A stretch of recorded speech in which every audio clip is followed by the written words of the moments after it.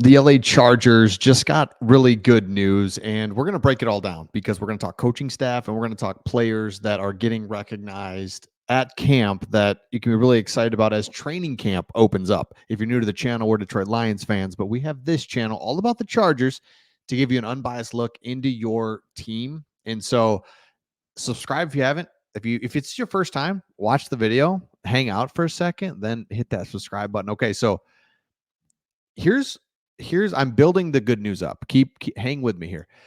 This is a Michigan article that said here are the top 10 assistant coaches of the Jim Harbaugh era. And what's interesting about that is the Chargers get a lot of these guys and they're big time names that are now part of your coaching staff. And so what you're getting is really good college coaches that are all about developing and turning some of these players that I'm going to talk about in a second into really good players. And that's the biggest thing that was missing in the former regime. Is like, where's the development? Where's the juice? Like, what are we doing here? Well, check out the guys that you get now. Steve Klingscale is on your staff. This is one of the greatest recruiters under Harbaugh. He was hired in 21 as a defensive backs coach, and then he never lost to Ohio State, 21, 22, and 23. Huge recruiter out of the state of Ohio. And on the field, he can be credited with the development of Will Johnson, who's going to be a top 5 pick. Rod Moore, unbelievable. Mike Sanderstill, who was just picked in the 3rd round, I believe.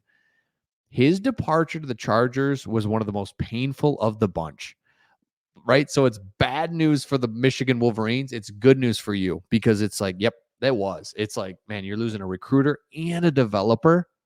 Crazy. Next one. Go down here.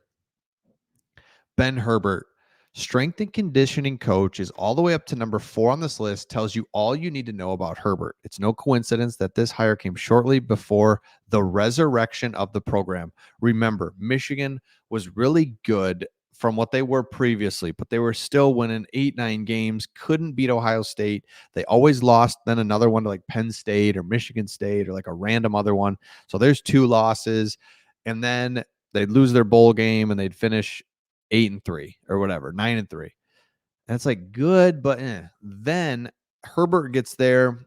The just strength, the size, the ability of all the guys just goes to the Alabama level, the Georgia level, and they're just beating these guys. They're punishing Ohio State, the same Ohio State that was like a juggernaut because of Ben Herbert. It's crazy. So again, bad news for Michigan. Good news if you're a Chargers fan. Next one, Jesse Minter. This is your defensive coordinator.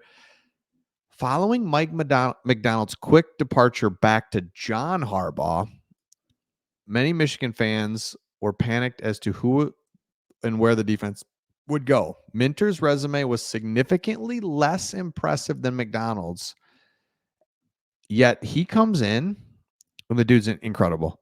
He shut down a loaded Ohio State team in the horseshoe in 2022. That's with Jackson Smith and Jigbo, Chris Olave, CJ Stroud. Like, hello. And then last year, Marvin Harrison slowed him down. Then Rose Bowl, Alabama. Defense was incredible all year. Gave up, I think, 9 points a game. So it's like, okay. And then the last 2, Mike McDonald, who's the head coach of the Seahawks, and now Sharon Moore, who is the head coach of Michigan, which is really incredible. So you've got the development now to go to. More good news. There's an article out about the most underappreciated player on each team. That goes to Joshua Palmer. Why do I bring this up? And because we've done videos on Joshua Palmer, quite a few actually, because it's like he's a breakout guy. He's got the talent. He just hasn't had the coaching and the opportunity. It's like you marry that with this coaching staff, Joshua Palmer, breakout dude. Like, let's go.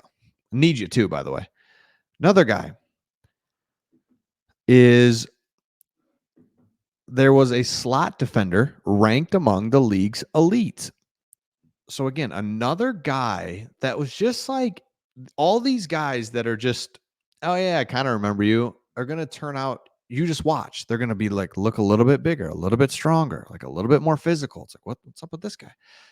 Taylor is your slot defender. He's going to be coached by Jesse Minter. After a disappointing 2023 season in that department, Minter and his crew wanted to make LA one of the elite defenses. So again, it's not these primary guys, the Bosa's, the Khalil Macks, and the Derwin James that you're really looking at. We kind of know what we're going to get from them, and yeah, if they can raise their level of game, cool. That's obviously that's great. But they're the superstars. Okay, cool.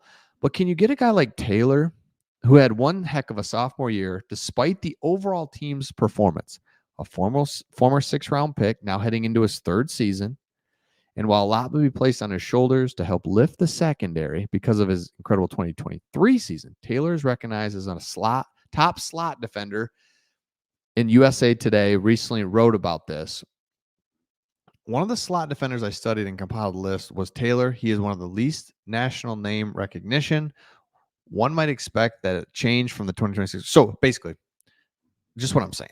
Jesse Minter, Jim Harbaugh is this guy's primed to break out because even under a weird Brandon Staley era defense in 2023, he had 207 snaps, allowing 29 catches for 337 yards, no touchdowns, 1 interception, 7 pass breakups, and a really good passer rating. These are the types of players that's where I'm going with this. These are the types of players that we're going to see tremendous growth and development from if you're a Chargers fan, because it's like, man, again, we keep talking about the coaching.